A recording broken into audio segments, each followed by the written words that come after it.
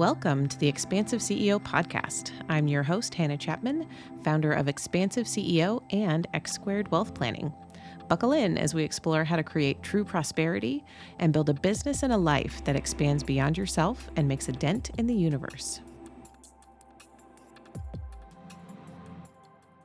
Welcome, everyone, to this episode of the Expansive CEO podcast. I am your host, Hannah Chapman, and I have one of my absolute human design BFFs and real life BFFs here today. Again, you know her, you love her. It's Lauren Ammon, who we have talked many times at this point about human design. And I am actually going to read your new bio because I think it is excellent.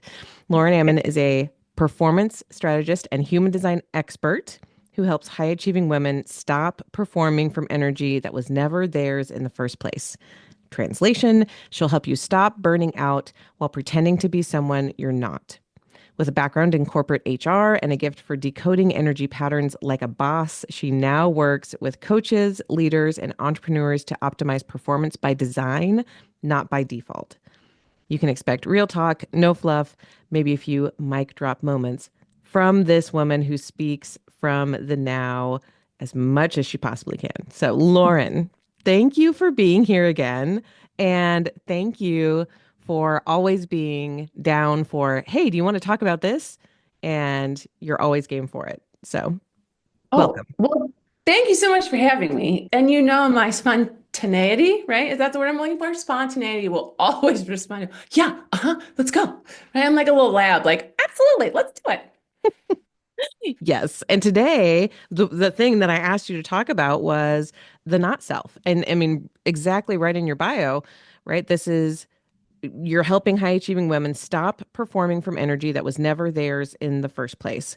So let's start from there. What do you want to say about in human design? It's called the not self, but we Mhm. can use a little bit more um, just regular layman's terms. Yeah, not necessarily get so caught up in the jargon, right? Because when you start using the jargon, it's like, what? What are you talking about? Um, you know, a lot of times when you're in the human design world, and you're out there and you're looking at things and you've got really helpful resources of like, here's who you are, right? As a generator or, whatever type, right? I'm going to use generator because you and I are both generators. So we're going to talk about that. But whether you're a manifestor, a reflector, a projector, right? Or the channels you have or the gates you have, like those are all great. But what I've learned through my experience of digging so far deep into human design, what really makes the shift, what really turns the page, what really gets us firing on a different cylinder is learning who we're not and being able to decode that energy because we've never been given the map of human design. Like it'd be great if we were all given the map of human design when we were born, or our parents were given the map when we were born, right? And I know you've talked kind of from a family dynamic standpoint. Right. As parents, we're here to actually parent our children through their energy, not our energy.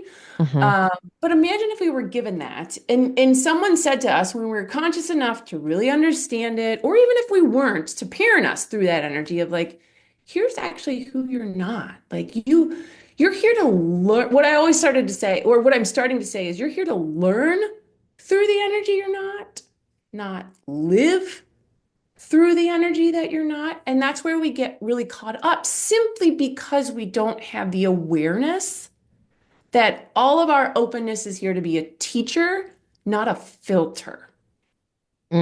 Yes, that's so good. And that what you're referring to, yeah, just last week on the podcast. So if you go back one episode, Svetlana and I talked about family dynamics. I talked a lot about my own kids and having the how amazing it is to have this information to be able to guide them as the person they are versus me as the person I am, right? Which goes through, you can think about it as conscious parenting or gentle parenting or whatever you want to say. But what it really is when we add on the human design element is, my kids are a manifesting generator with emotional authority, a generator with emotional authority, and a projector with splenic authority. These are very different human beings. and I get to understand them better now. Yeah. And see what else is super interesting. Can't wait to talk about this, is to see how they go through these phases of being who they're not. Mhm. Because I can literally see it as they're Mhm. growing, right? They're 14, 12, and almost 10 right now. So we've been through some developmental stages with Yeah. each of them, and it's very, very fascinating.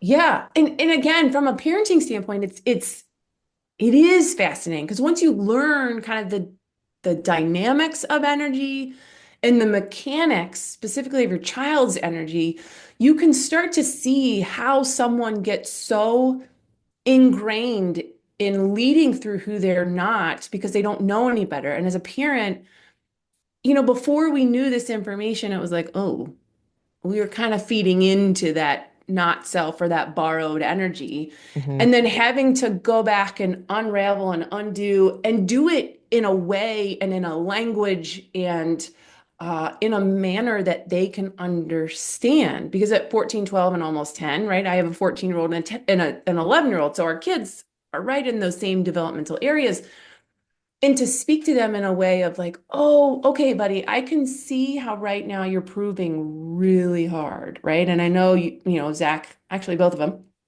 have open ego centers. So it's like, ooh, okay, let's just take a step back. Like let's dial down the competitiveness.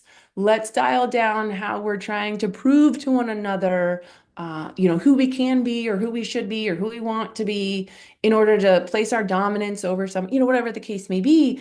And, even translating that to high achieving women, right? I mean, it's unbelievable how many of us operate through that borrowed energy and how much resistance we create for ourselves, how much added resistance, right? I'm a firm believer that even as you learn human design, and yes, your life will feel more aligned, but aligned doesn't mean easy. Hmm. Aligned doesn't equate to always, just floating through life and we're all okay. Now, we hope that's kind of how it works, but it's life, right? I mean, part of the body graph is the channel of struggle. Even if you don't have the channel of struggle, we all will struggle to find our passion and purpose, right? Right. So I We'll all always like, experience it at some point. It's part of your body. yes, and it's a part of your experience because other people have it as a part of their design, right? My son has a channel of struggle, so it's like, oh, here we go, we're all in this together. But it's that's why I always say it's when we experience added resistance that we are creating this version of ourselves that we think we need to be, that we have to be, that we should be, and that's where we start to really get caught up in, as we talked about before we hopped on, hating the version of us that isn't true. Hmm. Like we get so frustrated with this version of ourselves, frustrated as a generator, maybe bitter as a projector, disappointed as a reflector or angry as a manifester, right? Because we're trying to like, we're channel all of our energy into the things we're not. Right. And so, of course, we're going to experience resistance because that energy was never intended for us. It was never intended to live through. It's just intended to pass through. Right. Oh my gosh, yes. So I want to go deeper. I'm going to maybe like illustrate this concept because it's, as you're talking, of course, my human design brain is like thinking about all of my undefined centers, thinking about other clients and their undefined centers, and knowing like just how much of a chokehold they can have on you, Yeah. right? Like when you're exactly what you're saying, when you're living through those or like trying to live from those undefined centers versus being able to let them go. One thing we've talked about before, and I've said before as well, uh, like for you and me, for example, right? We both have an open, not open, but undefined solar plexus, so the emotional center. Spent so many years being the sponge, sponging up all of the emotions around me and holding on to them and thinking I had to fix them being fully overwhelmed by them, um, and creating, more resistance and reaction from my kids Mhm. because I'm, and I even feel it. Like I feel it now too. I have an interesting example Yay. that I noticed that I'll share in a second. But instead, instead of being the sponge, when I learned how to be the sieve, right? Just Mm, like, oh, there are emotions, just pass through. Oh, I noticed that. Cool. I understand that that's in the aura, in the field at the moment. But being a sieve instead of a sponge with that energy is mhm, what changed this for me. mhm, And the example I'll give, um, from very recent, like this past week, my husband and I are working on buying a new house, buying a new house, and we're putting in an offer, on a house in Arizona, and the realtor had a very like the other realtor for the sellers definitely had like I could feel the combative energy of like I'm gonna come back and get the best deal for my client, and came back from our offer with a ridiculous counter offer that my blood was like boiling. I had to like go sit down for a minute. I was so pissed. And I was like thinking about it and feeling it. And I was like, oh, I'm responding to his energy of, like, I'm going to come back. I'm going to get the best deal for my client. But it was not in a collaborative energy. It was in a competitive, aggressive energy. And I was feeling that and responding, like, not responding, but more reacting to it. mm, mhm. And I was like, I had to go breathe. And I was like, I told my husband, like, here's what I think. And then you decide. You communicate back to these people. Um, because he has a defined emotional center, and he's like, I get it, it's fine. Like, where I was like, oh, I'm super reactive right now. So it was really interesting. So that's all like an example to say, I still notice it in myself. I Mhm. still react to things around me that, when there's an emotion in the field that I pick up and react to, especially when it has to do with me and my own situation, and then I can figure it out later. Mhm. Right. So it's not, again, we're all practicing. Yeah. Yeah. It's like we're all, I know, I'm going to say this and I hope I don't piss anybody off, right? It's like we're all doctors in that respect. We're all practicing, this information that we've learned. We're not always going to get it right. It's not always going to be correct. But part of it is the experiment, right? As somebody who has a lot of logical energy in her, in her chart, life is the experiment, and it's all about finding our place in this world, in this idea that we are all here to be differentiated and to have that differentiated experience. And the idea that when we're leading from our open spaces, we're actually taking away from our differentiation. We're Mm, like putting ourselves into the homogenized world and saying, who I am, whether consciously or not, I think majority of time it's unconscious, but like who I am isn't enough, or the differentiated experience I'm here to have isn't good enough, isn't special enough, isn't whatever. And so I'm going to channel all of my energy into who I'm not because that's more enticing, right? From a biological standpoint, what we're not is more enticing. It's like, ooh, well, that's fun. Let me go try that over there. Because, like, it's true.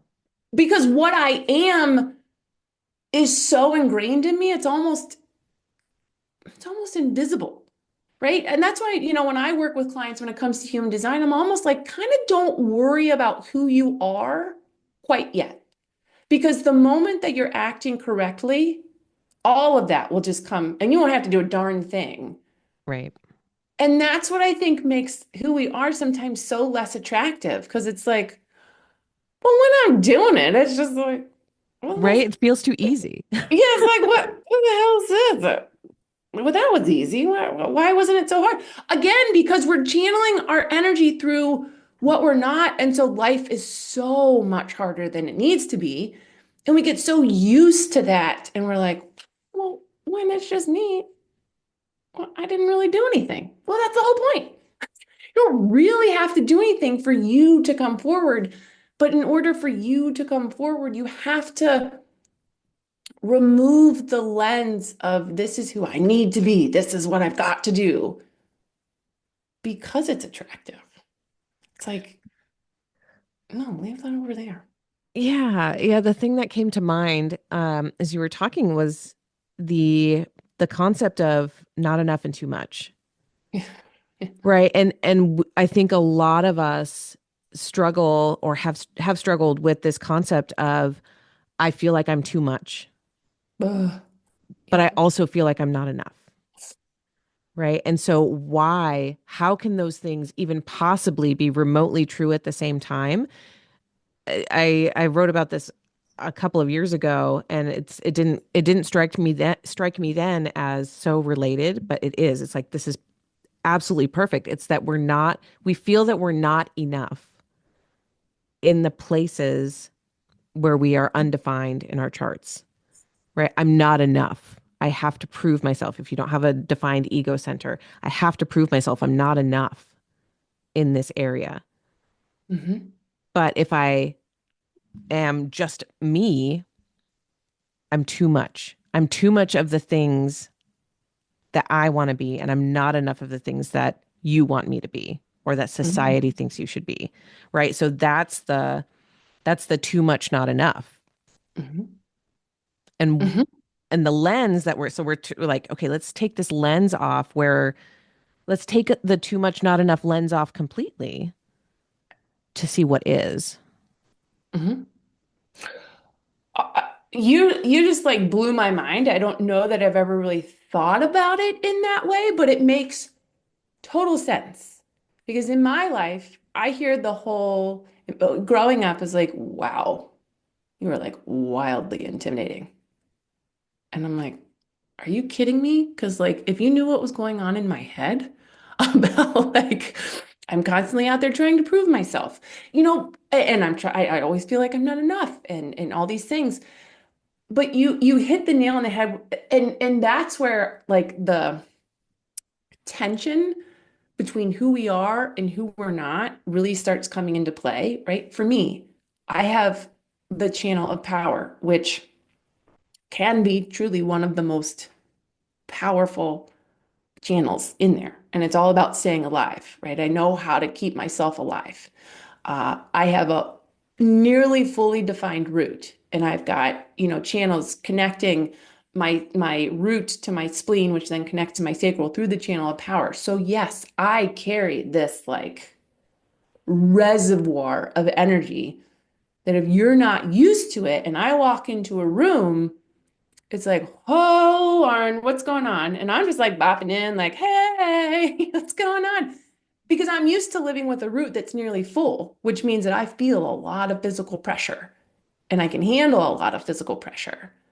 But then pair that with my openness of a completely open ego, a nearly completely open G center, and I'm proving that I'm lovable and I know where I'm going in this life through the channel of power, through the channel of judgment, through the channel of transformation. And I'm going to prove to you I can judge the hell out of what's going on and transform whatever's going on in the situation and show you that I've got enough power to do it. Right. So it's like, yeah, like I feel like I'm rambling right now, but you like that's it. It's like the openness and your who you are, but together. And that's where it feels like I'm not enough on one end and I'm too much of the other because we're like trying to force something that we're not, trying to force something we are into something we're not. And then it just goes. Right. And that, Yes. Yeah. and And then that's where other people, not that we need to be like not saying this in a sense that you need to manage other people's emotions, right? Like people pleasing, that's 100% people pleasing. We're not doing that. Uh, but other people's experience of you when you're living from, I have to prove myself. I have to prove that I know what I'm doing. I have to, right? When we come at people in that aggressive energy or even defensive energy, Mm, defending mhm, yourself energy, what's the immediate energetic response from the other person is to defend right back. mhm. And so if you're unconsciously using the energy that you have, the energy that you are, and like channeling it through those places where you feel unconsciously insufficient, that's where, that aggressiveness, the just that whole like the thing that is coming to mind right now is like that posture of it's a very corporate visual that I'm getting right now of like someone coming in being having like arrogance, that kind of thing, right? Like Mhm, not comfortable to be in a room with, mhm. but they're not necessarily, they are a smart person. They do know what they're doing, but they're coming at it super aggressively, arrogantly, stubbornly, whatever that looks like, rather than being centered in, I know what I'm talking about. I'm an expert in my field. This is what I have to share. And just like living within that. It's a very different posture. That Yeah, posturing is the word that is wanting to come through um, when we look at it that way. yeah, yeah. I mean, think about me, for example, right? If I'm channeling, when we look at the conscious side of our chart, which is the black side of our chart, which is who our mind believes we are, right? When you think about kind of the personality side, right? My design sun and design earth are opinions and correction. So that's who my mind knows that I am. That's who my mind knows that I have that energy, right? I'm conscious of it.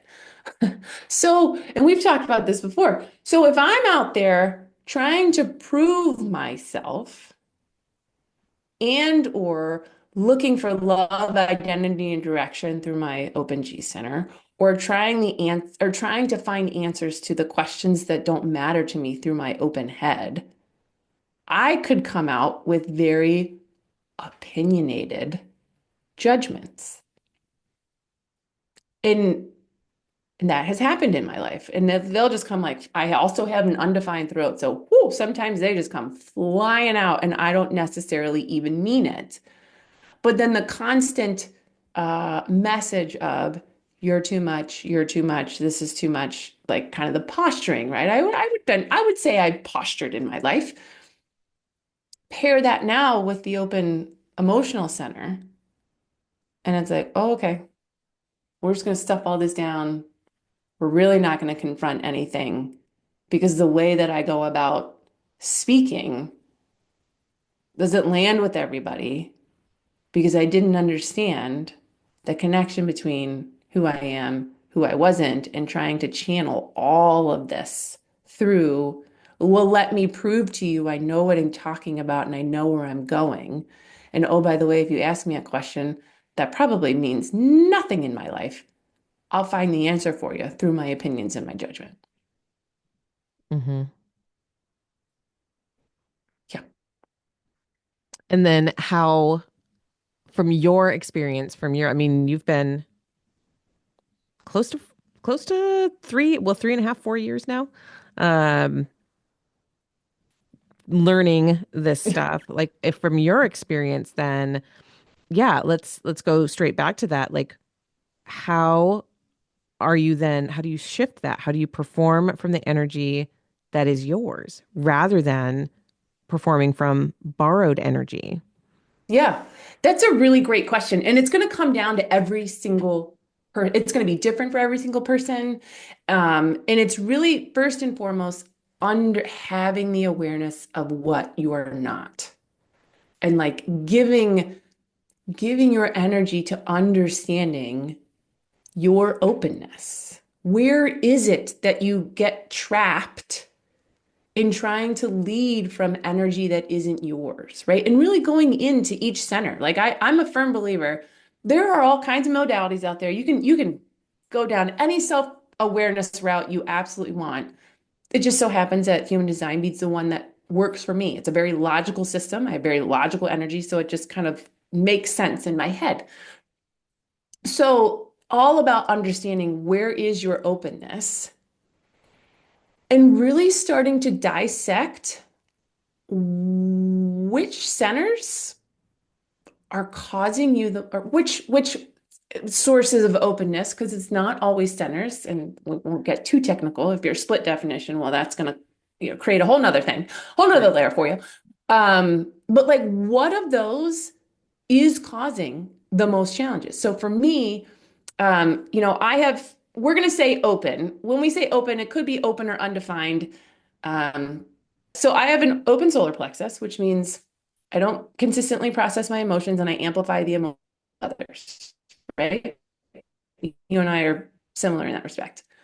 I have an open ego, a completely gateless open ego. So I am constantly trying to prove myself, constantly trying to alter who I am to prove that I'm the greatest partner in the world, I'm the greatest sister in the world, I'm the greatest friend in the world, whatever the case may be. I also have an open G center, so I'm constantly looking for love, direction, and identity in my life.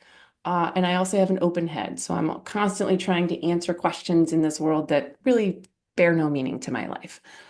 So when you take those four things together, there are times when one will win against the other, but when I look back in my life and what I actually did is kind of took like the biggest moments of my life where I felt the most resistance and was like, okay, where from, right? What was really going on? And because you and I are not emotionally defined, we actually can get caught up in the emotional field of the world. And so we can make very emotional decisions. And that's where I started to be like, okay, where in my life was I making emotional decisions? And it's like you start to dissect the situation and then you try best as I possibly could to be like, what was I feeling in that moment? And I recognize now that when I make emotional decisions, it will be spontaneous, but it will be like, I'm going to get that person, Mm, or I'm gonna prove that I can walk away, or I can prove that I can dig to them, or whatever the case may be. And for me, and you know this, and I'm just gonna talk about it at a very general level. I went through something that forced me to feel, that forced me to uh, really go into the depths of my emotions. And I just allowed myself to start to feel. And when I allowed myself to really feel and to process my emotions and to get rid of probably a lot of the emotions that I was feeling from other people, that's when the messages of you're not good enough and you need to find love, identity, direction immediately really started to surface. mm, Uh, and I can almost feel now when my mind is saying, you need to prove yourself in this moment. It's like this, now that I've like shed the layer of emotions, I can really, really feel my ego and my G center trying to run the show. mm, And I have to work really hard to listen to my body and my sacral to say, there's nothing to be done right now. Just pause. Don't make any decision. Because as a generator, I often remind myself, if there's nothing in front of you, there's nothing to respond to, there's no decision to be made. mm. Oh, that's good. And it's like you have to learn where you're channeling through, and then you have to really work not to channel yourself through it. Yes. And just start recognizing how your mind will never shut up and how your body is reacting to the environment around you. Ooh, that's so powerful. And even to contemplate, I'm gonna show my chart quickly because I'm okay Yeah. with showing it. It's fine. I don't care. But when we're talking about open, undefined, right? Just in case if you're watching on YouTube, you'll be able to see this. The defined centers are the ones that are colored in. They're connected by channels, Mhm. right? They have full channels connecting them. That's why they're lit up. And then the ones that are not colored in, that are white, those are the undefined. I don't have any fully open. Every single one has one little bit of energy in it. I have one gate in each of my four undefined centers. I have undefined root, undefined solar plexus, undefined mind or ajna, also third eye, chakra wise, and undefined crown or head. And when you were saying, when your decisions, if you make quick emotional decisions, if you think back to those, I immediately thought of a few. Like I had a few that were similar. And they go one of two ways for me. Either it's, oh, I'm gonna effing get you, right? Like that, like the revenge. There was a very clear one that was like revenge motivated. Not proud of it. Yep. But that was more of a work scenario. And otherwise, the undefined solar plexus also really likes to avoid conflict. So the other side of that is making emotional decisions to avoid conflict, to avoid hurt, what you perceive to be hurting other people or making someone else upset, because the undefined solar Mhm. plexus does not like to have emotions from other people coming back at it. So we spend a lot of our time walking on eggshells around other people's emotions, managing other people's emotions, and that also gets to be exhausting. And when you're doing that, when you're walking on eggshells, when you're managing around someone else's emotions, that is also living in the solar plexus rather than, again, being the sieve, letting it pass through, right? Mhm. Mhm. Oh yeah. And you make a great point of a lot of my decisions, if I look back to, were to avoid what I perceived or how I perceived someone else might respond emotionally, and will avoid that at all costs because it feels like I might die if I have to deal with their emotions. And that's my mind, right? I've clearly been through really hard emotional situations in my life, and I'm still here. I'm Right. still rocking all this stuff. But what your mind tells you is, oh God, th- that's going to just be so emotionally challenging for you to deal with. Just don't even, just blow it over, right? But here comes where our connection of who we are versus who we think we need to be, right? In my mind, the story I told myself was, I can handle it. I can handle lot of pressure. It's fine. It's no big deal. Um, it'll work itself out at some point. But it's like the more that, particularly for those of us who are emotionally undefined, like the more we carry that, in my experience, the more I muted um, the energy I do have, or I started to create not self strategies in my definition. And when you start doing that, that's when you really get into a world of hurt. As I was creating all of this pressure by holding in these emotions, and I already have a really defined root, so I already experienced a lot of physical pressure. And then it was making it harder for me to understand or hear my intuition because what I'm really focused on is holding all of this emotion for somebody else. Hmm. Yeah. Oh my gosh. I even got a visual of like holding other people's emotions. It's like we're literally holding it in a basket. Like Mhm. I'm gonna hold on to these for you so that you don't get angry. I'm gonna hold on. That was for me.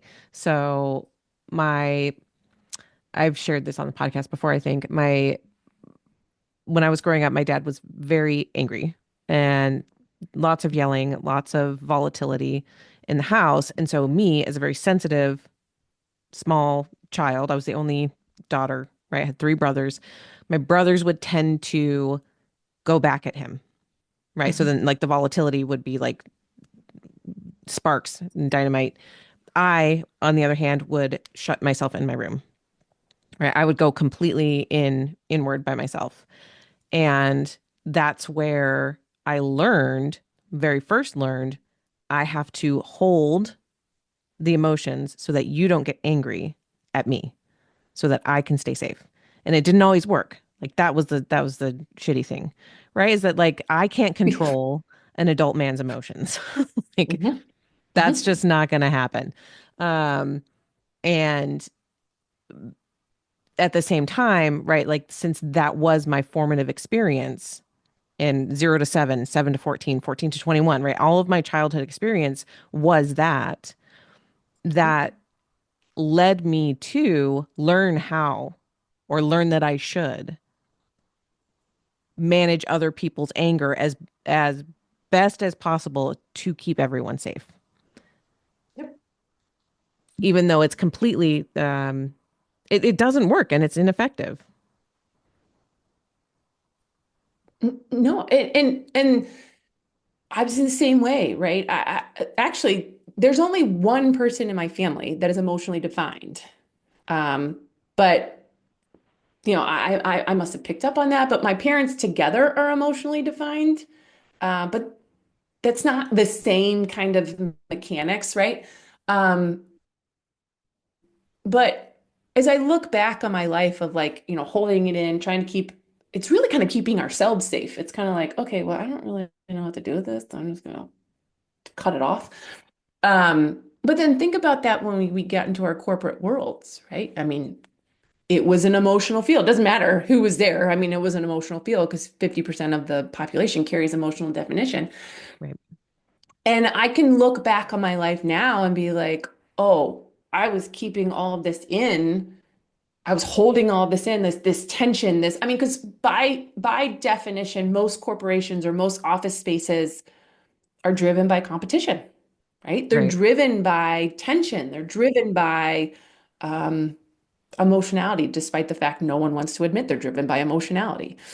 And just when you're in a conference room, think about it from a women's standpoint. When you're in a conference room and you've got all these things going on, and you're just taking in this energy, and you're just taking it in, you're taking it in, and you're amplifying it.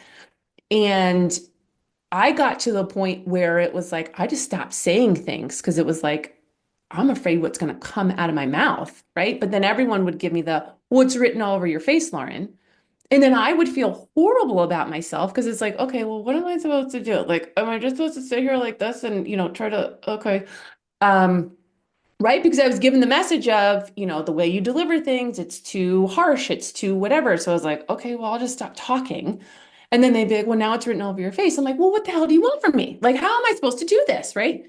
And just started feeling so bad about myself. And that's why it's really focusing on like high achieving women now is like, let's start to relieve the pressure that you feel because you're leading through energy that was never intended for you. Right. Never intended for you to lead from. Lead It from, was, right? You're yeah. here to learn from it. It's a part of your experience. By all means, please experience it because, you and I have had this conversation. It was actually you who helped me like really expand my understanding of like, no, no, no, go ahead and feel everything. Because as someone who is emotionally undefined, you actually broaden your emotional understanding. You broaden your emotional intelligence. Because we can experience emotion from every frequency that is intended versus someone who's defined, they feel it in one fixed way and one fixed way only, simply speaking. Um, but you helped me understand, no, go ahead and feel it because it actually adds to your emotional intelligence. And that's another way of finding the shift is going away from the shame of I've held on to this emotion for so long, or I've held on to my truth for so long, or I've avoided confrontation for so long. Let's kind of rewrite the script of like, yeah, you did, and that's okay. because you didn't know any differently. You didn't know any better. You were simply trying to survive Hmm. in the only way you knew how, which was to shut down, kind of, right? But let's flip the script and understand, okay, you have an open emotional center. Feel it all. Yes, it'll be uncomfortable. Yes, you will always feel the amplification of other people's emotions. Yes, on some level, you will always want to avoid confrontation. But it's to your point, like it's the sieve. Let it pass through and figure out what confrontation is worth having. What truth of yours is worth speaking that, yeah, might make other people feel uncomfortable. But what I always remind myself is people make me feel uncomfortable all the fucking time. Like they have no worries about whether I feel uncomfortable or not. So it's kind of like, why am I working so hard? In my mind, it's to protect them, but really it's to protect me. Right. And like, I don't need protection. It actually benefits me to feel different emotions because so I can be more intelligent about it the next time around. Right. Yeah. Yeah. The emotional experience of someone who is either undefined or completely open. Um, and I'll say it again because it bears repeating. I think thinking of the undefined center as you're just in an ocean. You're Yeah. in an ocean of emotions, right? Like drop yourself into the ocean. You feel it all. You can go down so far. You can go down to the depths. You can go wide. You can go anywhere because you don't have that barrier of this is my border. This is my boat in the ocean, right? If you're defined here, you kind of have your own little area. Like this is how I Uh-huh. experience emotions. I understand exactly. It doesn't make you I also don't want to say this because again, it's half of the population is emotionally defined. It does not mean you are not emotionally intelligent at all. No, That's no. not what we're saying here. But when you are undefined, you don't have that boundary of this is how I typically experience my emotions. We feel everything. We have the ability to feel so deep, so wide, and it can feel terrifying that like if I start feeling, I will never stop. If I allow myself to cry, I'll never stop crying. Right? Whatever it is for you. And that's the that's the incorrect belief that we hold on to, right? To keep ourselves safe. If I start Yep. feeling this, I will never stop. Yeah. It's not true. But it feels true. It feels true in Mhm. the moment and it feels true when you're like first starting to allow yourself to feel. But what you're doing is you're increasing your capacity. You increase your capacity to experience those deeper, call them quote unquote lower emotions, it creates the space for you to feel the higher emotions even more profoundly as well. Yeah. Yeah. And that's the beauty of it. And the same is true for any open center, right? I have a complete open ego center. So the wisdom that I remind myself is I have nothing to prove. Like literally nothing. And the only thing I can do is operate correctly as myself and show up correctly as myself. Like the only thing I do. But the wisdom of that is I can see what egos are healthy. Hmm. I can see what egos are worth engaging in. I don't ever have to come to any situation with any preconceived notions about what that bargain should be until until that defined ego says, this is the bargain I want. And then I get to make the decision. Is that a bargain that's going to work for me? Mm.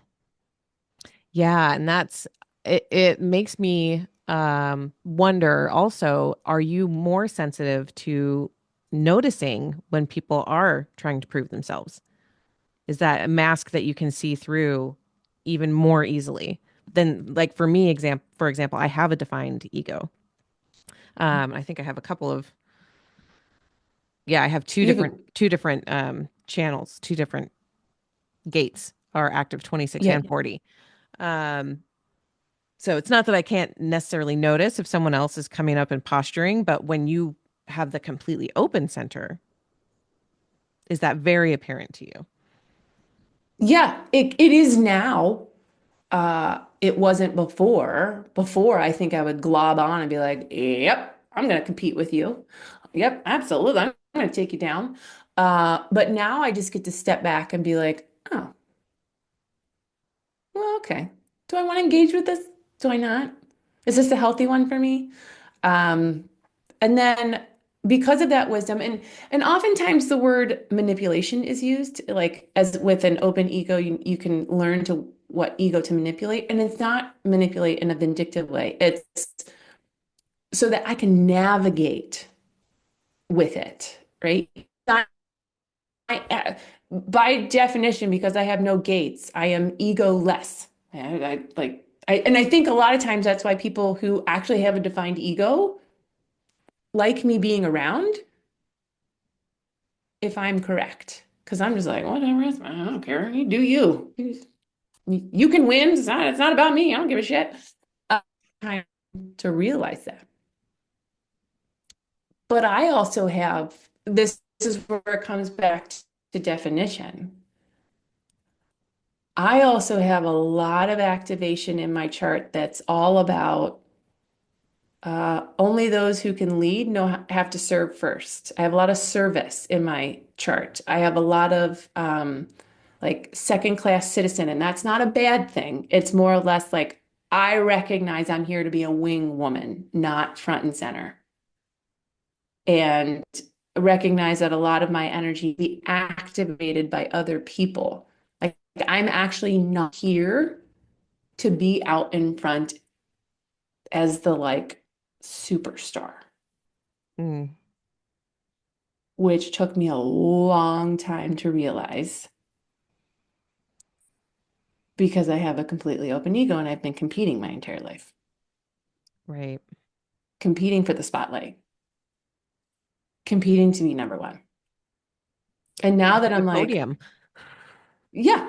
literally. And I also have a lot of logical energy. Logical energy is all about finding our place in this world. And now I'm like, oh, well, my place is to be in support and service of other people. Let's go. I don't need to be out in front number one. No, that's awesome. Let's do this.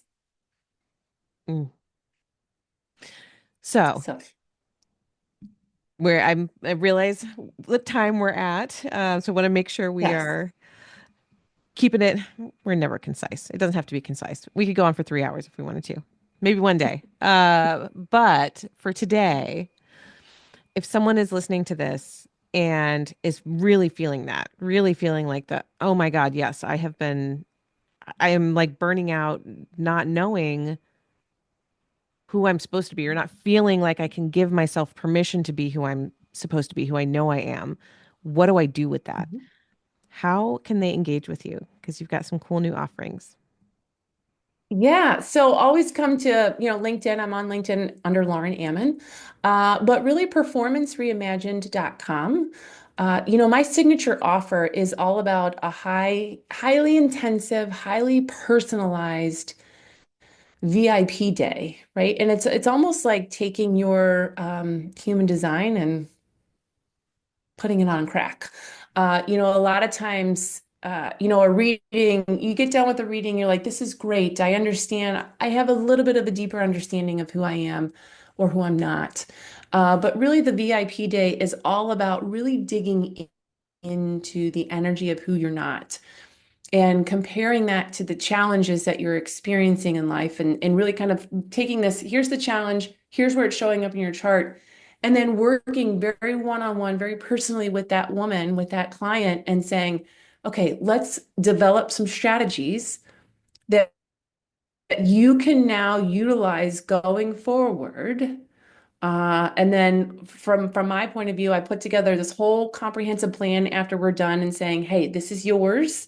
Here's how you can go move forward, and then offer them 3 follow-up calls following the VIP day to offer that additional support. I do have the channel of transformation, so I'm all about support. within the community and within the tribe.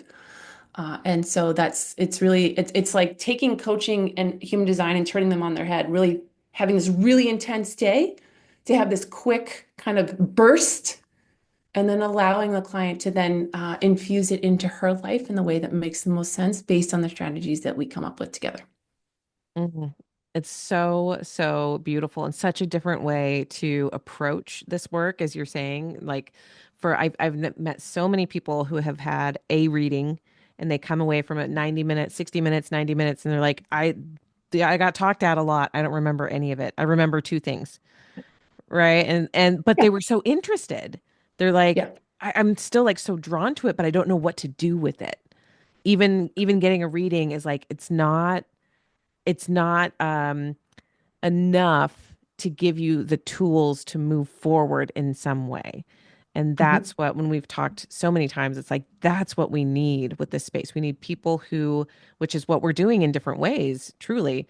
But like create the space where someone can actually experience themselves and Mhm. then experiment and try things and come back Yes. with questions, right? Like that's how you actually start to move, understand who you're not, and move as the person you are. Yes. It's Beautiful. exactly. Well, thank you so Oh, yeah. much, Lauren, Yes. Thank for you. for being here again. Clearly, you'll just whenever, right? Whenever we need to talk about more things, you're always, always welcome on the podcast, and I appreciate you so much. Yes. Thank That's it for this episode. Thanks for listening, and be sure to like and subscribe. And again, if anything resonated with you from this episode, I would love to hear from you.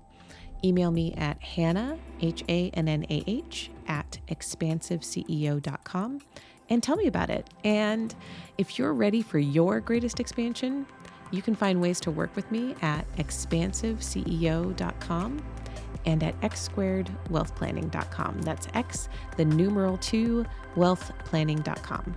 So until next time, remember that there is enough, you are enough, and your birthright in this lifetime is to be expansive.